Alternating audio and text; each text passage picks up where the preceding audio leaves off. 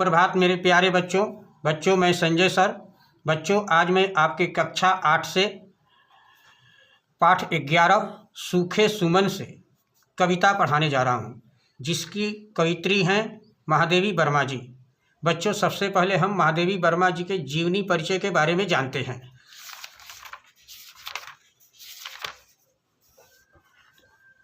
छायावाद की प्रसिद्ध कवित्री महादेवी वर्मा का जन्म 1907 ईस्वी में उत्तर प्रदेश के फारुखाबाद में हुआ था। इनकी शिक्षा इंदौर में हुई। उनका मन विवाह के बंधन में नहीं बंधा। वे महात्मा गांधी के आह्वान पर सामाजिक कार्यों में जुट गई। उन्होंने शिक्षा जगत में अनेक पदों पर रहकर कार्य किया। उनके काव्य में वेदना पीड़ा का मार्मिक चित्रण है। उन्हें आधुनिक मीरा भी कहा जाता है। उन्हें अनेक प्रतिष्ठित पुरस्कार प्रदान किए गए। उनकी प्रमुख काव्य रचनाएं हैं निहार, रश्मि, निर्जा, दीपशिखा, यामा आदि। उनकी गद्य रचनाएं हैं अतीत के चलचित्र, पथ के साथी, श्रृंखला की कड़िया आदि। बच्चों 1987 में उनका देहांत हो गया। सूखे सुमन से कवित्री हैं महादेवी वर्मा जी। बच्चों महादेवी वर्मा का जन्म 26 मार्च 1907 उत्तर प्रदेश के फारुखाबाद में हुआ था। बच्चों इनका निधन 11 सितंबर 1987 प्रयागराज में हुआ था। आइए बच्चों सूखे सुमन कविता पाठ का हम कविता का सारांश जानते हैं। यूँ तो इस कविता के माध्यम से कवित्री महादेवी वर्मा जी ने संसार की स्वार्थी मनोवृत्ति पर करारा व्यंग किया है। सूखा फूल पहले कभी एक कली के रूप में था, तब हवा उसे झुला झुलाती थी। जब कली खिलकर फूल बन गया तो उस पर भंवरे मंडराने लगे। तब प्रकृति भी उस पर मेहरबान थी, पर जब वह सूखकर धरती पर गिर गया तब उसकी ओर किसी का ध्यान नहीं जाता। जो वायु उसे झूला झुलाती थी उसी ने अब फूल को जमीन पर गिरा दिया। कवित्री महादेवी वर्मा जी फूल को दिलासा दिलाते हुए कहती है कि हे फूल, तू दुखी मत हो। इस संसार ने किसी को सुख नहीं दिया। जब तेरे साथ इस संसार ने ऐसा व्यवहार किया तो हमारे लिए भला कौन रोएगा। यह संसार बड़ा स्वार्थी है। हाँ तो बच्चों सूखे सुमन से कविता के माध्यम से कवित्री अपनी तथा अन्य लोगों के जीवन की वास्तविकता से परिचित कराती है। जब तक जवानी है, सुंदरता है, तभी तक यह संसार आपको पूछता है। वृद्धावस्था में कोई नहीं पूछता। वृद्ध व्यक्ति सभी की उपेक्षा का शिकार बनता है। बच्चों वृद्ध व्यक्तियों के साथ प्रेममय एवं अपनेपन का व्यवहार करना चाहिए। उनकी उपेक्षा नहीं करनी चाहिए। ये बच्चों अब हम कविता की ओर चलते हैं। था कली के रूप शैशव में अहो सूखे सुमन, मुस्कुराता था खिलाती अंक में तुझको पवन। खिल गया जब पूर्ण तू मंजुल सुकोमल पुष्पवर बन, लुब्ध मधु के हेतु मडराने लगे आने भ्रमर। बच्चों कवित्री महादेवी वर्मा जी सूखे फूल को याद दिलाते हुए कहती है कि पहले तो तुम एक कली के रूप में था। उस समय तेरा बचपन वाला रूप था। तब तू एक बच्चे की तरह मुस्कुराता था। तुझे गोद में लेकर हवा खिलाती थी, झूला झुलाती थी। खिल गया जब पूर्ण तू मंजुल सुकोमल पुष्पवर बन, लुब्ध मधु के हेतु मडराने लगे आने भ्रमर। फिर तू खिलकर कली से पूरा फूल बन गया, तब तेरा रूप सुंदर सुकोमल हो गया। अर्थात तू आकर्षक फूल बन गया। फिर तेरे ऊपर अनेक भंवरे मंडराने लगे ताकि तुझसे वे सहज पा सके। यही स्थिति बच्चों यही स्थिति व्यक्ति की बच्चे से जुआ बनने पर होती है। स्किंद किरणें चंद्र की तुझको हंसाती थी सदा, रात तुझ पर वारती थी मोतियों की संपदा। कवित्री महादेवी वर्मा जी कहती है कि हे पुष्प, जब तू पूर्ण विकसित अवस्था में था तब चंद्रमा की प्रेममयी किरणें तुझको सदा हंसाने खिलाने में लगी रहती थी। रात्रि तुझ पर अपने ओस कणों रूपी मोतियों की संपदा धन दौलत को न्यौछावर करती थी। लोरियां गाकर मधुप निंद्रा विवश करते तुझे, यत्नमाली का रहा आनंद से भरता तुझे। तब भंवरे भी गुनगुना कर तुझे लोरियां सुना कर नींद लेने के लिए मजबूर करते थे। यत्नमाली का रहा आनंद से भरता तुझे, उन दिनों माली की भी यह कोशिश रहती थी कि तू आनंद से परिपूर्ण हो, अर्थात सभी तुझे प्रसन्न करने में लगे रहते थे।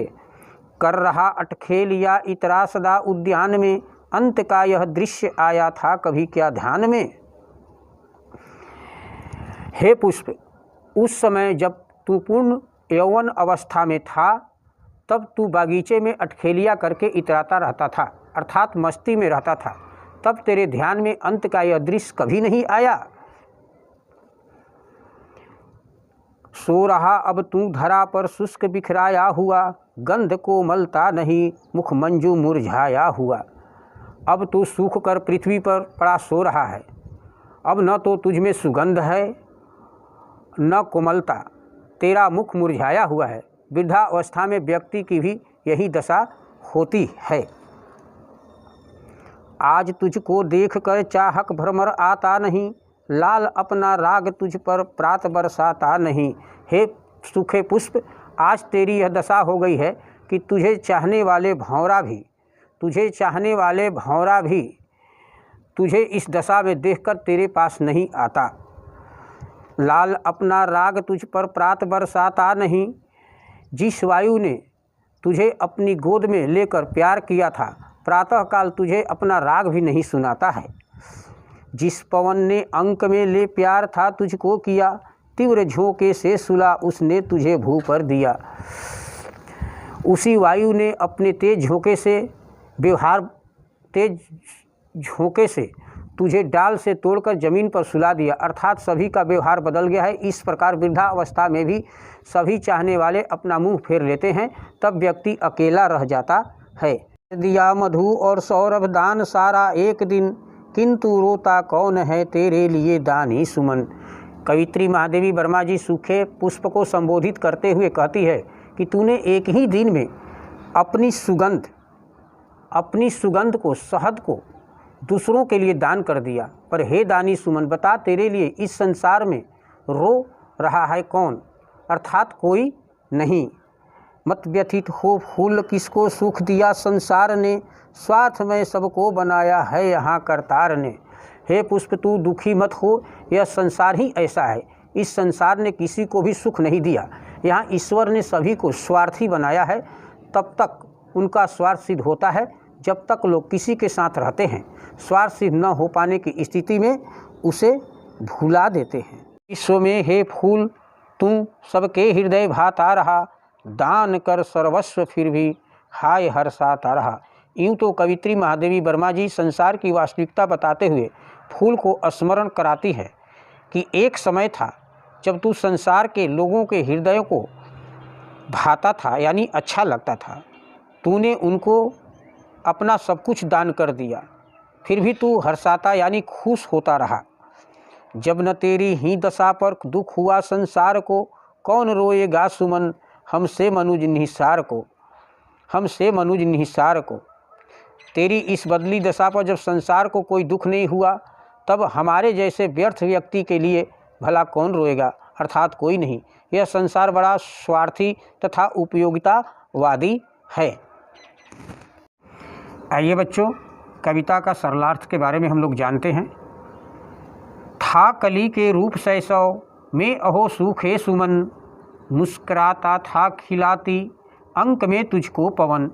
खिल गया जब पूर्ण तू मंजुल सुकोमल पुष्पवर बन, लुब्ध मधु के हेतु मडराने लगे आने भ्रमर। बच्चों सरलार्थ है। यूँ तो कवित्री महादेवी वर्मा जी सूखे सुमन फूल को याद दिलाते हुए कहती है कि पहले तो तुम एक कली के रूप में था, उस समय तेरा बचपन वाला रूप था। तब तुम एक बच्चे की तरह मुस्कुराता था, तुझे गोद में लेकर हवा खिलाती थी, झूला झुलाती थी। फिर तू खिलकर कली से पूरा फूल बन गया, तब तेरा रूप सुंदर और सुकोमल हो गया, अर्थात तू आकर्षक फूल बन गया। फिर तेरे ऊपर अनेक भंवरे मंडराने लगें ताकि तुझसे वे शहद पा सके। यही स्थिति व्यक्ति की बच्चे से युवा बनने पर होती है। स्किंध किरणें चंद्र की तुझको हंसाती थी सदा, रात तुझ पर वारती थी मोतियों की संपदा, लोरियां गाकर मधुप निंद्रा विवश करते तुझे, यत्नमाली का रहा आनंद से भरता तुझे। सरलार्थ है बच्चों। कवित्री महादेवी वर्मा जी कहती है कि हे पुष्प, जब तू पूर्ण विकसित अवस्था में था तब चंद्रमा की प्रेममयी किरणें तुझको सदा हंसाने यानी खिलाने के प्रयत्न में लगी रहती थी। रात्रि तुझ पर अपने ओस कणों रूपी मोतियों की संपदा धन दौलत को न्यौछावर करती थी। तब भंवरे भी गुनगुनाकर तुझे लोरियां सुना सुनाकर नींद लेने के लिए मजबूर करते थे। उन दिनों माली की भी यह कोशिश रहती थी कि तू आनंद से परिपूर्ण हो, अर्थात सभी तुझे प्रसन्न करने में लगे रहते थे। कर रहा अटखेलिया इतरा सदा उद्यान में, अंत का यह दृश्य आया था कभी क्या ध्यान में। सो रहा अब तू धरा पर शुष्क बिखराया हुआ, गंध को मलता नहीं मुख मंजू मुरझाया हुआ। सरलार्थ बच्चों, हे पुष्प, उस समय जब तू पूर्ण यौवना अवस्था में था तब तू बगीचे में अटखेलिया करके इतराता रहता था, अर्थात मस्ती में रहता था। तब तेरे ध्यान में अंत का यह दृश्य कभी नहीं आया होगा। अब तेरी स्थिति बिल्कुल बदल गई है। अब तू सूख कर पृथ्वी पर पड़ा सो रहा है। अब न तो तुझमें सुगंध है न कोमलता है, तेरा मुख मुरझाया हुआ है। वृद्धावस्था में व्यक्ति की भी यही दशा होती है। आज तुझको देखकर चाहक भ्रमर आता नहीं, लाल अपना राग तुझ पर प्रात बरसाता नहीं। जिस पवन ने अंक में ले प्यार था तुझको किया, तीव्र झोंके से सुला उसने तुझे भू पर दिया। सरलार्थ है, हे सूखे पुष्प, आज तेरी यह दशा हो गई है कि तुझे चाहने वाला भंवरा तुझे इस दशा में देखकर तेरे पास नहीं आता। प्रातःकाल तुझे अपना राग नहीं सुनाता। जिस वायु ने तुझे अपनी गोद में लेकर प्यार किया था, उसी वायु ने अपने तेज झोंके से तुझे डाल से तोड़कर जमीन पर सुला दिया, अर्थात सभी का व्यवहार बदल गया है। इस प्रकार वृद्धा अवस्था में भी सभी चाहने वाले अपना मुंह फेर लेते हैं, तब व्यक्ति अकेला रह जाता है। कर दिया मधु और सौरभ दान सारा एक दिन, किंतु रोता कौन है तेरे लिए दानी सुमन। मत व्यथित हो फूल, किसको सुख दिया संसार ने, स्वार्थ में सबको बनाया है यहाँ करतार ने। सरलार्थ है बच्चों। कवित्री महादेवी वर्मा जी सूखे पुष्प को संबोधित करते हुए कहती है कि तूने एक ही दिन में अपनी सुगंध और शहद को दूसरों के लिए दान कर दिया, पर हे दानी सुमन, बता तेरे लिए इस संसार में कौन रो रहा है, अर्थात कोई नहीं। हे पुष्प, तू दुखी मत हो, यह संसार ही ऐसा है। इस संसार ने किसी को भी सुख नहीं दिया। यहाँ ईश्वर ने सभी को स्वार्थी बनाया है। जब तक उनका स्वार्थ सिद्ध होता है तब तक लोग किसी के साथ रहते हैं। स्वार्थ सिद्ध न हो पाने की स्थिति में उसे भुला देते हैं। विश्व में हे फूल तू सबके हृदय भाता रहा, दान कर सर्वस्व फिर भी हाय हर्षाता रहा। जब न तेरी ही दशा पर दुख हुआ संसार को, कौन रोएगा सुमन हमसे मनुज निहिसार को, हमसे मनुज निहिसार को। सरलार्थ है बच्चों। यूँ तो कवित्री महादेवी वर्मा जी संसार की वास्तविकता बताते हुए फूल को स्मरण कराती है। एक समय था जब तू संसार के लोगों के हृदयों को अच्छा लगता था, तूने उनको अपना सब कुछ दान कर दिया, फिर भी तू हर्षाता यानी खुश होता रहा। तेरी इस बदली दशा पर जब संसार को कोई दुख नहीं हुआ, तब हमारे जैसे व्यर्थ के व्यक्ति के लिए भला कौन रोएगा, अर्थात कोई नहीं। यह संसार बड़ा स्वार्थी तथा उपयोगितावादी है। सूखे सुमन से कवित्री है महादेवी वर्मा जी। बच्चों, आइए अब हम प्रश्न और अभ्यास की ओर चलते हैं। निम्नलिखित प्रश्नों के उत्तर संक्षेप में दीजिए। प्रश्न संख्या 1 है, इस कविता की रचना किसने की है? उत्तर है, इस कविता की रचना महादेवी वर्मा जी ने की है। प्रश्न संख्या 2 है, इस कविता में फूल के माध्यम से किसे शिक्षा दी गई है? उत्तर है, यूँ तो इस कविता में फूल के माध्यम से यह शिक्षा दी गई है कि यौवन के सभी साथी होते हैं, वृद्धावस्था का कोई नहीं। प्रश्न संख्या 3 है, कविता की शिक्षा को एक वाक्य में बताइए। उत्तर है, यह संसार स्वार्थी है। आइए बच्चों, लिखित यानी दीर्घ प्रश्न की ओर मैं चलता हूँ। निम्नलिखित प्रश्नों के उत्तर लिखिए।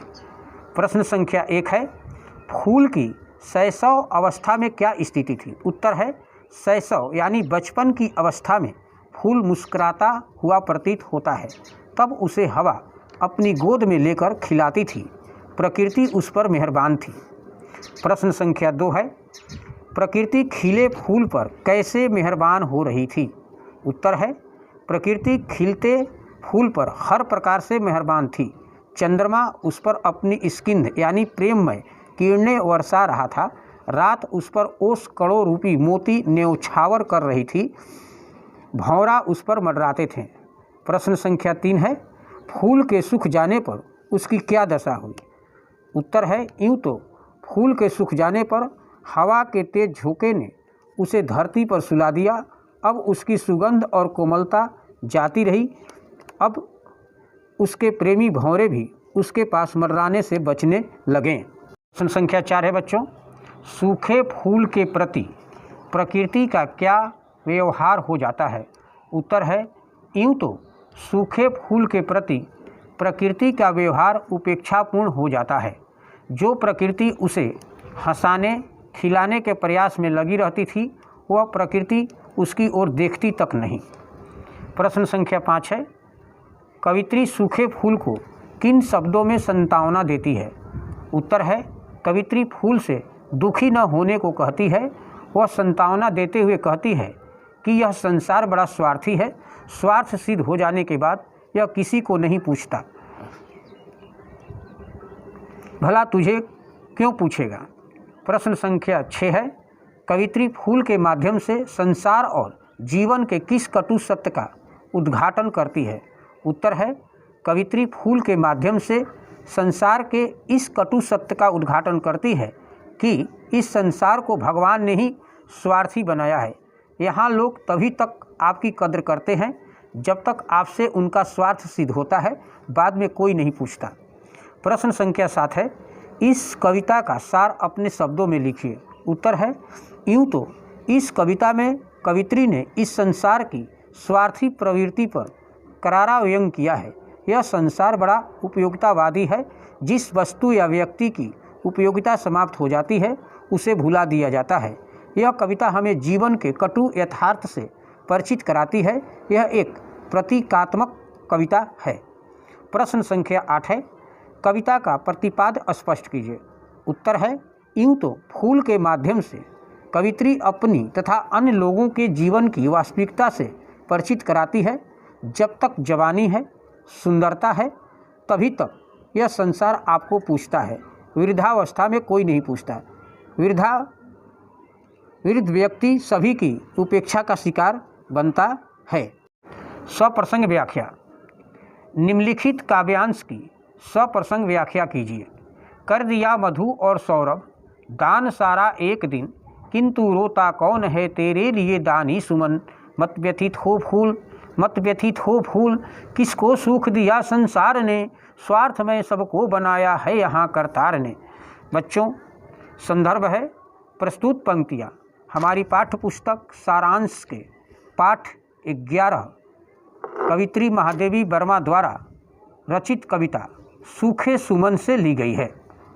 प्रसंग है बच्चों, इस कविता में कवित्री महादेवी वर्मा जी ने संसार की स्वार्थी मनोवृत्ति पर करारा व्यंग किया है।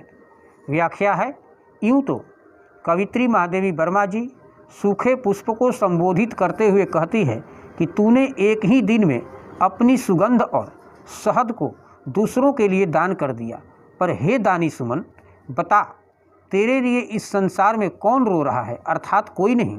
हे पुष्प, तू दुखी मत हो, यह संसार ही ऐसा है। इस संसार ने किसी को भी सुख नहीं दिया। यहाँ ईश्वर ने सभी को स्वार्थी बनाया है। जब तक उनका स्वार्थ सिद्ध होता है तब तक लोग किसी के साथ रहते हैं। स्वार्थ सिद्ध न हो पाने की स्थिति में उसे भुला देते हैं। अर्थ ग्रहण संबंधी प्रश्न बच्चों, निम्नलिखित पद्यांश को पढ़कर पूछे गए प्रश्नों के उत्तर लिखिए।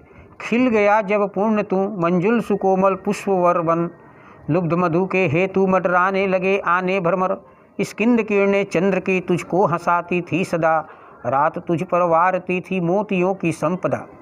आइए बच्चों प्रश्न की ओर चलते हैं। पहला है कली ने खिलकर क्या रूप ले लिया। कली ने खिलकर पूर्ण खिले फूल का रूप ले लिया। दूसरा है फूल पर कौन क्यों मंडराने लगे। फूल पर भंवरे मंडराने लगे ताकि वे मधु यानी शहद पा सकें। तीसरा है रात्रि के समय क्या हुआ। रात्रि के समय ओस कण मोतियों के रूप में फूल पर गिरने लगे। चौथा है प्रश्न मोतियों की संपदा किसे और क्यों कहा गया है। उत्तर है ओस कणों को मोतियों की संपदा कहा गया है। ओस कण भी मोतियों के समान चमकते हैं।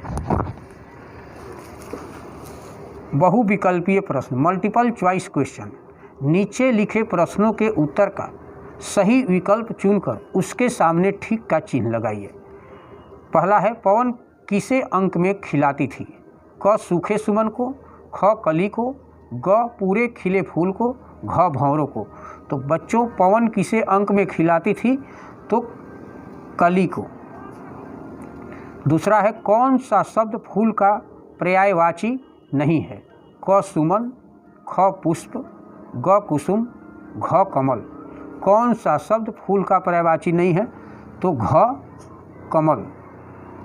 तीसरा है भगवान ने सबको कैसा बनाया है।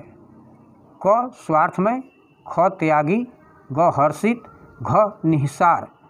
तो बच्चों भगवान ने सबको कैसा बना है तो स्वार्थमय। दो दो पर्यायवाची शब्द लिखिए। क है भ्रमर यानी भंवरा अली, ख है पुष्प फूल कुसुम, ग पवन वायु समीर, घ धरा धरती भूमि, अंग चंद्र चंद्रमा सोम। विलोम शब्द लिखिए। क है रोना तो बच्चों रोना का विलोम शब्द होगा हंसना।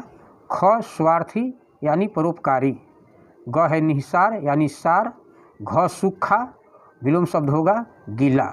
एक वचन रूप लिखिए। क है लोरियाँ तो इसका एक वचन रूप होगा लोरी। ख है मोतियो इसका एक वचन रूप होगा मोती। ग है अटखेलिया इसका एक वचन रूप होगा अटखेली। घ है भ्रमरों इसका एक वचन रूप होगा भ्रमर।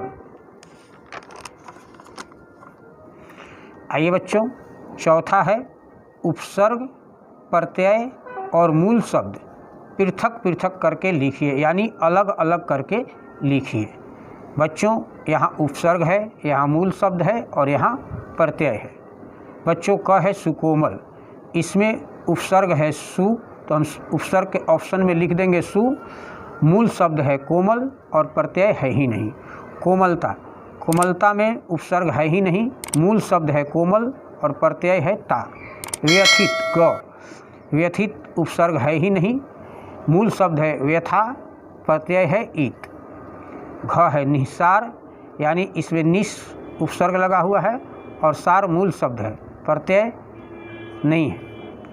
अंग है हर्षाता, उपसर्ग नहीं है, मूल शब्द है हर्ष और प्रत्यय है आता। विशेषण विशेष अलग करके लिखिए। बच्चों यहाँ पर ऑप्शन दिया हुआ है विशेषण और विशेष से। बच्चों यहाँ क है दानी सुमन। बच्चों दानी जो है वो विशेषण है और सुमन जो है वो विशेष है।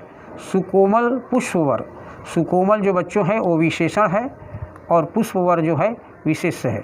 ग सूखे सुमन, सूखे सुमन में सूखे विशेषण है और विशेष है सुमन। स्किंद किरणें, स्किंद किरणें स्किंद विशेषण है और किरणें विशेष है। लिंग बदलो।